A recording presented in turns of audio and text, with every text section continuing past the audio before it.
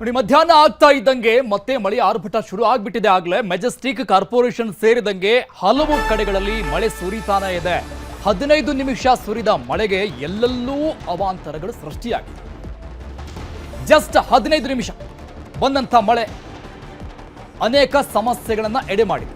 KR market flyover ಮೇಲೆ ಅಪಾರ ಪ್ರಮಾಣದಲ್ಲಿ ನೀರು ನಿಂತ್ಕೊಂಡಿದೆ. ಫ್ಲೈಓವರ್ ಮೇಲೆ ಯಾವ ವೈಜ್ಞಾನಿಕತೆ ಮೇಲೆ ಫ್ಲೈಓವರ್ ನಿರ್ಮಾಣ ಆಯ್ತು? ಹಾಗಾದ್ರೆ ಈಗ ತಾನೇ ನೋಡಿದ್ದು ನಾವು 7 ಮಿನಿಸ್ಟರ್ ಕ್ವಾರ್ಟರ್ಸ್ ಮುಂದೆ ಯಾವ ರೀತಿಯಾಗಿ ಮಳೆ ನೀರು ನಿಂತ್ಕೊಂಡಿತ್ತು ಅಂತ. ಹರಿದು ಹೋಗೋದಕ್ಕೆ ಜಾಗನೇ ಇಲ್ಲ.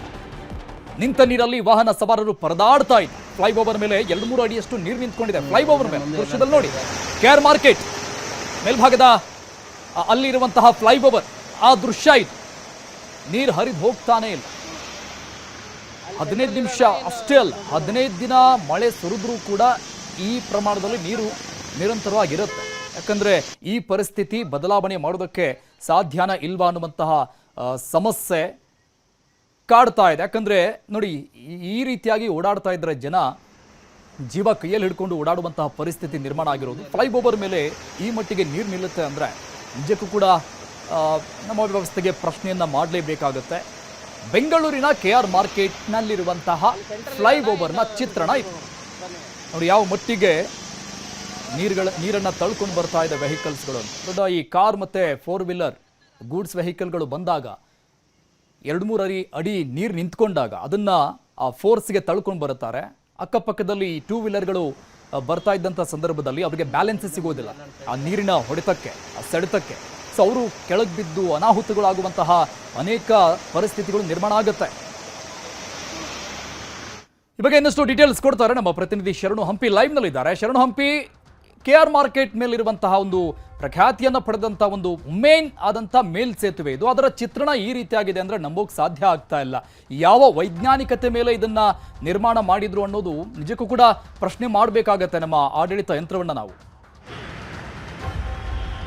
ಅರುಣ್, ತುಂಬಾ ಸಿಂಪಲ್ ಥಿಯರಿ ಇರೋದು. ನಿಜವಾಗ್ಲೂ ಕೂಡ ಎಲ್ಲೆಲ್ಲಿ ಮೋರಿಗಳಿದಾವೆ ಅಲ್ಲಿ ಬ್ಲಾಕ್ ಆಗದೆ ಇರೋ ರೀತಿಯಾಗಿ ನೋಡಿಕೊಂಡ್ರೆ ಸಾಕು. ಅದು ಮಾನ್ಸೂನ್ ಪೂರ್ವವಾಗಿ ಇಂಜಿನಿಯರ್ಗಳು ಮಾಡಬೇಕಾದಂಥ ತಮ್ಮ ಆದ್ಯ ಕರ್ತವ್ಯ. ಆ ಆದ್ಯ ಕರ್ತವ್ಯ ಮಾಡದೇ ಇದ್ರೆ ಏನಾಗುತ್ತೆ ಅನ್ನೋದಕ್ಕೆ, ಬೆಂಗಳೂರಲ್ಲಿ ಒಂದು ಸಣ್ಣ ಮಳೆ ಬಂತಂದ್ರೆ ಇದೇ ರೀತಿಯಾದಂಥ ಸಿಚುವೇಶನ್. ಈಗ ನೋಡಿ, ಮಳೆ ಬಂದು 1 ಗಂಟೆ ಮೇಲೆ ಆಯಿತು, ಮಳೆ ಇಲ್ಲ. ಆದರೆ ನಿಮ್ಗೆ KR ಮಾರ್ಕೆಟ್ ದೃಶ್ಯ ತೋರಿಸ್ತಾ ಇರೋದು, ಫ್ಲೈಓವರಿಂದ ಕೆಳಗಡೆ ಬಂದರೆ SP ರೋಡ್ ಕಡೆ ಹೋಗ್ಬೇಕಾದ್ರೆ ಈಗ ಬಂದಿದ್ದಾರೆ, ಬಂದು ಕ್ಲೀನ್ ಮಾಡ್ತಾ ಇದ್ದಾರೆ. ನೋಡಿ, ಮೋರಿ ಬ್ಲಾಕ್ ಆಗಿರೋದ್ರಿಂದಲೇ ನೀರು ಹೋಗ್ತಾ ಇಲ್ಲ. ಸೊ ಈಗ ಅದನ್ನ ಕ್ಲಿಯರ್ ಮಾಡ್ತಾ ಇದ್ದಾರೆ, ನೀರು ಸಹಜವಾಗಿ ಹೋಗುತ್ತೆ. ಈ ಕಾರ್ಯವನ್ನ ಮೊದಲೇ ಮಾಡಿಬಿಟ್ಟಿದ್ರೆ ಈ ಸಮಸ್ಯೆನೇ ಬರ್ತಾ ಇದ್ದಿಲ್ಲ. ರಸ್ತೆ ಮೇಲೆ ನೀರು ನಿಂತ್ಕೊಳ್ತಾ ಇದ್ದಿಲ್ಲ, 2 ವೀಲರ್ ಬೀಳುವಂತ ಸಿಚುವೇಶನ್ ಇರ್ತಿದ್ದಿಲ್ಲ, ಆಕ್ಸಿಡೆಂಟ್ಗಳು ಕೂಡ ಆಗ್ತಾ ಇದ್ದಿಲ್ಲ. ಇದನ್ನ ಮೊದಲನೇ ಬಾರಿ ಅಲ್ಲ ಅರುಣ್, ಪ್ರತಿ ಸಾರಿನೂ ಕೂಡ ಮಳೆ ಬಂದಾಗ ಇದೇ ರೀತಿಯಾದಂಥ ಸಿಚುವೇಶನ್. ಈ ಕಾರ್ಯವನ್ನ ಈಗ ಇರುವಂಥ ಗ್ರೇಟರ್ ಬೆಂಗಳೂರಿನ ಅಧಿಕಾರಿಗಳು ಎಚ್ಚೆತ್ಕೊಂಡು ಮಾಡಿಬಿಟ್ಟಿದ್ರೆ ಮುಗಿದೋಗಿತ್ತು. ಇನ್ನು ಫ್ಲೈಓವರ್ನ ಪರಿಸ್ಥಿತಿ ಬಂದರೆ, ನಿಮಗೆ ಬಾಲಗಂಗಾಧರ ಸ್ವಾಮೀಜಿ ಫ್ಲೈಓವರ್ ಏನಿದೆ, ಫ್ಲೈಓವರ್ನಲ್ಲಿ ಎಷ್ಟು ಸ್ಪೀಡಲ್ಲಿ ಹೋಗ್ತವೆ ವೆಹಿಕಲ್ಗಳು ಅನ್ನೋದು ಎಲ್ರಿಗೂ ಕೂಡ ಗೊತ್ತಿರುವಂಥ ವಿಚಾರ. ಸೊ ಅಂಥ ಸ್ಪೀಡ್ ಹೋಗುವಂಥ ವೆಹಿಕಲ್ಗಳ ಫ್ಲೈಓವರ್ ಏನಿದೆ ಅಲ್ಲಿ 2ರಿಂದ 3 ಅಡಿಯಷ್ಟು ಮಳೆ ನೀರು ನಿಂತ್ಕೊಂಡಿದೆ. ಅದು ಕೂಡ ಇದೇ ರೀತಿಯಾಗಿ ಬ್ಲಾಕೇಜ್ಗಳಾಗಿರೋದು. ಮೋರಿ ನೀರು ಹೋಗ್ಲಿಕ್ಕೆ, ನಿಂತ ನೀರು ಹೋಗ್ಬೇಕಲ್ಲ, ಮೂವ್ ಆಗ್ಬೇಕಲ್ಲ, ಹೋಗಕ್ಕೆ ಆಗದೆ ಇರೋ ರೀತಿಯಾಗಿ ಕಸ ಕಡ್ಡಿ ಎಲ್ಲದೂ ಕೂಡ ಬ್ಲಾಕ್ ಆಗಿಬಿಟ್ರೆ ಇನ್ನೇನಾಗತ್ತೆ. ಸೊ ಅದರ ಮೇಲೇ ಫುಲ್ ರ್ಯಾಶ್ ಡ್ರೈವಿಂಗನ್ನು ಮಾಡೋರು ಇದ್ದಾರೆ, 2 ವೀಲರ್ನವರು. ಸೊ ಈ ಹಿನ್ನೆಲೆಯಲ್ಲಿ ಸಾಕಷ್ಟು ತೊಂದರೆ ಆಗ್ತಾ ಇದೆ. ಕೇವಲ KR ಮಾರ್ಕೆಟ್ ಮಾತ್ರ ಅಂತಲ್ಲ, ಅಥವಾ ಫ್ಲೈಓವರ್ ಮಾತ್ರ ಅಂತಲ್ಲ, ನಗರದ ಬಹುತೇಕ ಕಡೆ, ಪದ್ಮನಾಭ ನಗರದಲ್ಲಿ ಕಾಂಪೌಂಡೇ ಬಿದ್ದಿದೆ. ಅದರ ವೆಹಿಕಲ್ಗಳು ಪಕ್ಕದಲ್ಲೇ ನಿಲ್ಲಿಸಿದ್ರು. ಆ ವೆಹಿಕಲ್ಗಳ ಮೇಲೂ ಕೂಡ ದೊಡ್ಡ ಬೃಹತ್ ಆದಂಥ ಮರ ಬಿದ್ದಿದೆ. ಇನ್ನೊಂದು ವಾರನೂ ಕೂಡ ಮಳೆ ಅಲರ್ಟನ್ನು ಹವಾಮಾನ ಇಲಾಖೆ ನೀಡಿದೆ. ಇವತ್ತು ಮತ್ತು ನಾಳೆ 2 ದಿನನೂ ಕೂಡ ಯೆಲ್ಲೋ ಅಲರ್ಟ್ ಇದೆ. ಬೆಂಗಳೂರು ನಗರ ಮತ್ತು ಬೆಂಗಳೂರು ಗ್ರಾಮಾಂತರ ಸೇರಿದಂತೆ ಸುತ್ತಮುತ್ತಲ ಜಿಲ್ಲೆಗಳಿಗೆ, ಕರಾವಳಿ ಭಾಗದ ಜಿಲ್ಲೆಗಳಿಗೆ ಇಂದು, ನಾಳೆ, ನಾಡಿದ್ದು ಅಂದರೆ 3 ದಿನಗಳ ಕಾಲ ರೆಡ್ ಅಲರ್ಟ್ ಘೋಷಣೆ ಮಾಡಿದೆ. 27ನೇ ತಾರೀಕು ಮುಂಗಾರು ಪೂರ್ವ, ಅಂದರೆ ಈಗ ಬರ್ತಿರೋದೆಲ್ಲದೂ ಕೂಡ ಮುಂಗಾರು ಪೂರ್ವ ಮಳೆ. ವಾಡಿಕೆಗಿಂತ ಅತಿ ಹೆಚ್ಚಿನ ಪ್ರಮಾಣದಲ್ಲಿ ಮಳೆ ಬಂದಿದೆ ಅಂತೇಳಿ ಈಗ ಹವಾಮಾನ ಇಲಾಖೆ ಮಾಹಿತಿಯನ್ನು ಕೊಡ್ತಾ ಇದೆ. ಎಂಟರ್ ಕೂಡ ಆಗುತ್ತೆ, ಅಂದರೆ ಗ್ಯಾಪ್ ಕೂಡ ಕೊಡೋದಿಲ್ಲ. ನಿಮಗೆ ಮುಂಗಾರು ಪೂರ್ವ ಮಳೆ ಏನಿದೆ ಹಂಗೆ ಕಂಟಿನ್ಯೂಸ್ ಆಗಿ 27ನೇ ತಾರೀಕು ಅಂದರೆ 5 ದಿನ ಮುಂಚಿತವಾಗಿ ಮುಂಗಾರು ಕೂಡ ಬರುತ್ತೆ. ಮುಂಗಾರು ಪೂರ್ವದ ಮಳೆಗೆ ಗ್ರೇಟರ್ ಬೆಂಗಳೂರಿನ ಅಧಿಕಾರಿಗಳು ನಿಜವಾಗ್ಲೂ ಕೂಡ ಸಚಿವರಿಂದ ಆದಿಯಾಗಿಂದ ಎಲ್ರಿಗೂ ಕೂಡ ಶಾಕ್ ಆಗೋಗಿದೆ. ಬೆಂಗಳೂರು ಮುಳುಗ್ ಹೋಗ್ತಾ ಇದೆ ಅಂತೇಳಿ. ಬ್ರ್ಯಾಂಡ್ ಬೆಂಗಳೂರಲ್ಲ, ಸಾಮಾಜಿಕ ಜಾಲತಾಣದಲ್ಲಂತೂ ಇದು ಬ್ಯಾಡ್ ಬೆಂಗಳೂರು, ಗ್ರೇಟರ್ ಅಲ್ಲ, ಗ್ರೇಟೆಸ್ಟ್ ಆದ್ರೂ ಕೂಡ ಈ ಸಮಸ್ಯೆನ ಬಗೆಹರಿಸಲಿಕ್ಕೆ ಆಗೋದಿಲ್ಲೇನೋ ಅಂಥೇಳಿ ಸಮಾಜ ಜಾಲತಾಣದಲ್ಲಿ ಚೀತು ಅಂಥೇಳಿ ಚೀಮಾರಿ ಹಾಕ್ತಾ ಇದ್ದಾರೆ. ಜನರು ಕಷ್ಟಪಡ್ತಾ ಇದ್ದಾರೆ. ಆ ಕಾರಣಕ್ಕಾಗಿ ಅವರು ತಮ್ಮ ಆಕ್ರೋಶವನ್ನು ವ್ಯಕ್ತಪಡಿಸ್ತಾ ಇದ್ದಾರೆ. ಇನ್ನು ನಿಮಗೆ ಮುಂಗಾರು ಮಳೆ ಶುರುವಾಗ್ತದೆ, ಇನ್ನೂ ಪರಿಸ್ಥಿತಿ ಹೇಗಿದೆಯೋ, ಹೇಗೆ ಇದನ್ನು ಬ್ಯಾಲೆನ್ಸ್ ಮಾಡ್ತಾರೆ ಅಂತೇಳಿ ಜನರು ಆತಂಕಕ್ಕೆ ಒಳಗಾಗಿದ್ದಾರೆ. ಅರುಣ್, ಥ್ಯಾಂಕ್ ಯು ಶರಣು ಡೀಟೇಲ್ಸ್ಗೆ. ಇನ್ನು ಬೆಂಗಳೂರಲ್ಲಿ ಮಳೆ ಮುಂದುವರೆದಿದೆ. ಇದರ ಜೊತೆಗೆ ಅವಾಂತರಗಳು ಕೂಡ ಮುಂದುವರಿತಾ ಇದೆ. ಪದ್ಮನಾಭನಗರದ ಸರ್ಕಲ್ ಬಳಿ ಮರ ಕುಸಿತ ಆಗಿದೆ, ಮರ ಬಿದ್ದು ಹೋಗಿದೆ.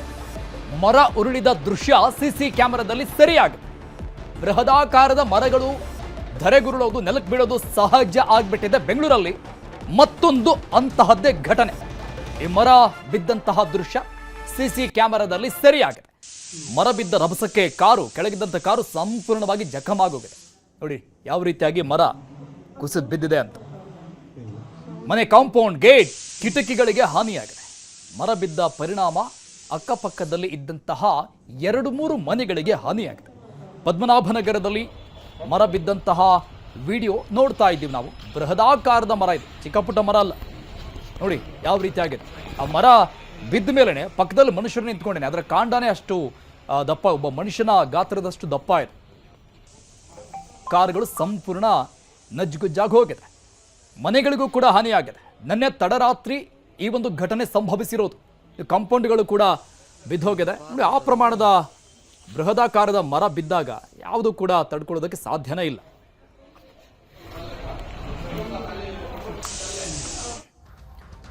ಇನ್ನು ಇಂದಿರಾನಗರ 2ನೇ ಹಂತದ ರಸ್ತೆಗಳಲ್ಲಿ ನೀರು. 3 ರಸ್ತೆಗಳಲ್ಲಿ ನೀರು ನಿಂತುಕೊಂಡಿದೆ.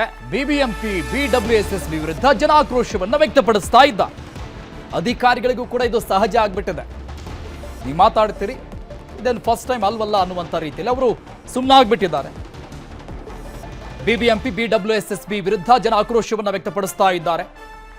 ಮುಖ್ಯ ರಸ್ತೆಗಳಲ್ಲಿನೇ ನೀರು ನಿಂತ್ಕೊಂಡಿದೆ. ಬೀದಿಯಲ್ಲೇ ಚೇರ್ ಹಾಕೊಂಡು ಕುಳಿತುಕೊಂಡಿದ್ದಾರೆ ಜನ. ರೋಡ್ನಲ್ಲಿ ಕುಳಿತು ಪೇಪರ್ ಓದುತ್ತಾ ವಿನೂತನವಾಗಿ ಹೋರಾಟ ಮಾಡ್ತಾ ಇದ್ದಾರೆ. ಮೀನ್ಸ್ ನಮ್ಮ ಬದುಕು ಬೀದಿಗೆ ಬಂತು ಅಂತ ತೋರಿಸೋದಕ್ಕೆ ಈ ಮೂಲಕವಾಗಿ ಹೋರಾಟಕ್ಕೆ ಮುಂದಾಗಿದ್ದಾರೆ ಜನ. ಕೊಳಚೆ ನೀರಲ್ಲಿ ಕುಳಿತುಕೊಂಡು ಟೀ ಕುಡಿದು ಪೇಪರ್ ಓದ್ತಾ ಇದ್ದಾರೆ. ದೃಶ್ಯದಲ್ಲಿ ನೋಡ್ತಾ ಇದ್ವಿ. ಆ ಜನ ಕುಂತಹ ಹಿಂಭಾಗದಲ್ಲಿರುವಂಥ ರಸ್ತೆ ಯಾವ ರೀತಿಯಾಗಿದೆ ನೋಡಿ.